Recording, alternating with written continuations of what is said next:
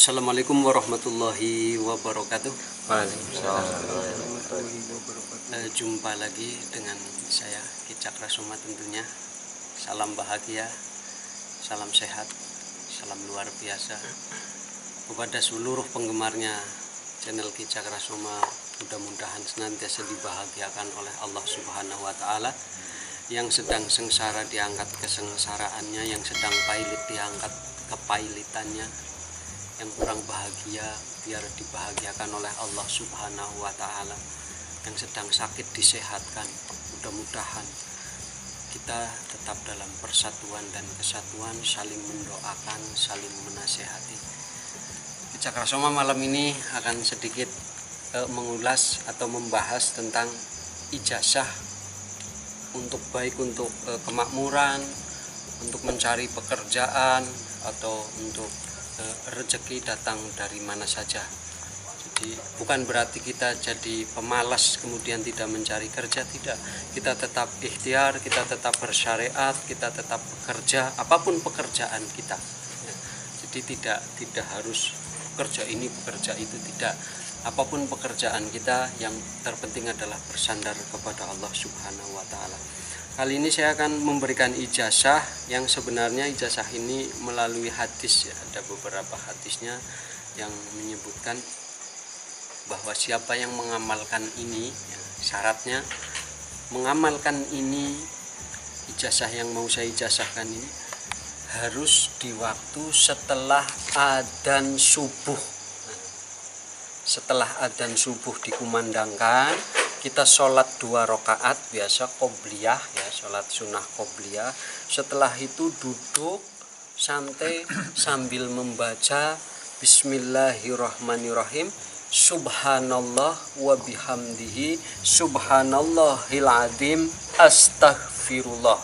Saya ulangi, Subhanallah wa bihamdihi Subhanallahil adzim astaghfirullah. Dibaca 100 kali, jangan kurang, jangan lebih, ya, 100 kali. Setelah habis adzan subuh, kemudian sholat 2 rakaat, sholat qobliyah, ya. Setelah itu baru membaca amalan tadi yang disunahkan oleh Rasulullah Shallallahu Alaihi Wasallam. Setelah selesai 100 kali, kita afirmasi, ya. Kita afirmasi terserah dengan bahasa sendiri-sendiri.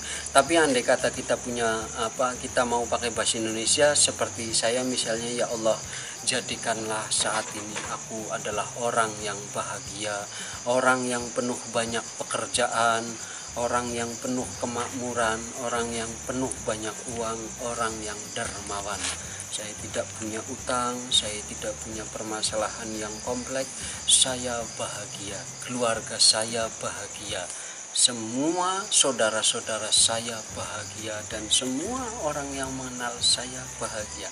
Makmurkan aku ya Allah, sehatkan aku ya Allah, bahagiakan aku ya Allah. Itu afirmasi biasa saya lakukan. Tapi kalau misalnya pakai afirmasi dengan bahasa sendiri tak masalah. Yang penting tujuannya meminta atau berdoa kepada Allah Subhanahu wa Ta'ala. Yang jelas yang paling penting adalah ibaratnya kita sudah punya punya gerbangnya. Lewat doa kita sudah punya gerbang rezeki. Pekerjaannya mau pekerjaan jadi tukang proyek, jadi tukang bengkel, jadi tukang becak, atau tukang apapun, atau karir bisnis, pekerja kantoran, silahkan, tidak masalah.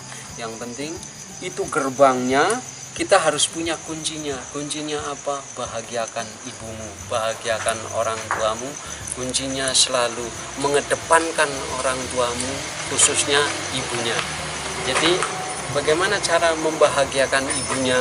Bukan karena nominal jumlah uang atau jumlah pemberian dari kita, bukan. Tapi yang jelas minimal kalau kita sedang punya derita di dalam hati, kita punya masalah besar, kita punya utang yang besar, kita punya masalah rumah tangga, jangan pernah diceritakan kepada ibunya sehingga ibunya merasa bersedih, ibunya ikut prihatin, ibunya ikut bersedih. Ini konsepnya.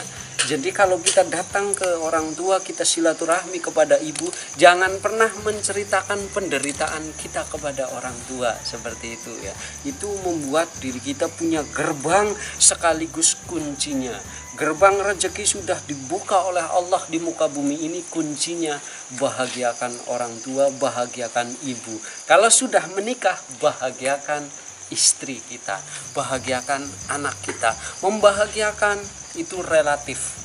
Tidak harus dengan harta yang banyak, tidak harus dengan uang yang banyak, tapi ketika kita tidak menyakiti hati orang tua, tidak menyakiti hati anak dan istri, insya Allah kita akan terbuka lebar rezeki dari Allah Subhanahu wa Ta'ala.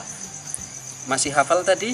Bismillahirrahmanirrahim. Coba ulangi bersama-sama. Subhanallah wa bihamdihi subhanallahil azim astaghfirullah 100 kali. Insya Allah Anda semua yang punya masalah keuangan, punya masalah tentang ekonomi akan dia angkat dan dimudahkan oleh Allah Subhanahu wa Ta'ala. Salam sehat, salam bahagia, salam makmur bersama kita. Cakra Soma.